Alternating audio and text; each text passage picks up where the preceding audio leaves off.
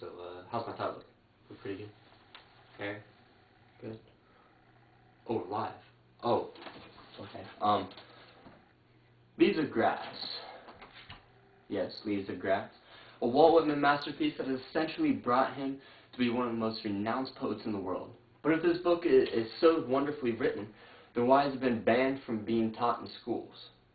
My name is Eric Blum, and welcome to the 5-minute report on WCHS TV. Today's discussion is on none other than, yes, you guessed it, Leaves of Grass. A book with 12 brilliantly written poems. Awesome. When the book was first published, his mentor, Emerson, wrote him a letter stating it was one of the most extraordinary pieces of wit and wisdom that America has yet to contribute.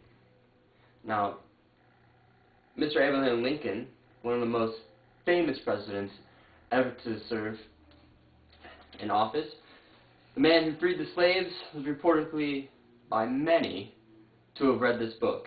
Leaves of Grass is said to hold anti-discriminatory language and poetry that many to believe inspired President Lincoln to take action to free the slaves.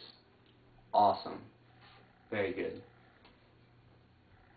Now we're gonna take a look at a anti-discriminatory piece. We'll roll. Through me many long dumb voices, voices of the interminable generations of slaves, voices of prostitutes and of deformed persons, voices of the deceased and despairing, and of thieves and dwarves, voices of cycles of preparation and accretion, and of threads that connect the stars, and of wombs and of the father stuff, and of the rights of them the others are down upon, of the trivial and flat and foolish and despised, of fog in the air and beetles rolling balls of dung. Through me forbidden voices, voices of sexes and lusts, voices veiled, and I remove the veil, voices of indecent, by me clarified and transfigured. It's a great quote. Definitely shows how Mr. Walt Whitman here didn't believe in any kind of stereotypes, any kind of discrimination. He wanted to take off the veil, he wanted to uncover the people behind it, and find the inner person inside where everyone's equal. Just awesome. Although this was highly praised by these two respectable men, the book was banned due to immorality and obscenity, more like sexual references. The question is, though, why would the public want to ban a book that teaches anti-discrimination and sex ed at the same time? Schools already have health classes that shows the human anatomy, in detail, I might add. So what's a few excerpts of a man expressing his sexual fantasies? Here's a sexual fantasy that Mr. Walt Whitman put in his book.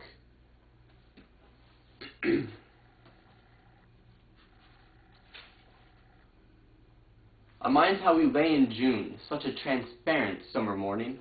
You settled your head athwart my hips and gently turned over upon me, and parted the shirt from my bosom boned, and plunged your tongue to my bare stripped heart, and reached till you felt my beard, and reached till you held my feet.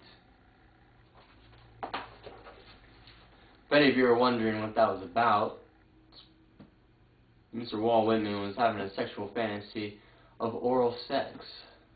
Whitman, you dirty man. I'm sure all of you are going to go pick up this book now just to read about his sexual fantasies. Jeez, if you don't, then you got to be an anti-sexual loser. Leaves of Grass is set in the 1850s when he wrote it in Maryland. Song of Myself is a poem written about his life, written in first person, and probably one of the most famous works and most controversial. In fact, both of the quotes that we've said in this show have been from Song of Myself. Awesome, just awesome.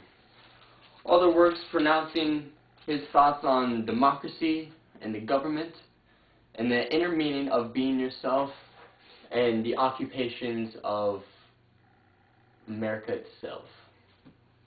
Walt Whitman's Leaves of Grass is an American classic that should be read if you're a true American. Yes, that's all of you watching this right now. I hope you're all American, so you better go out and go read this book.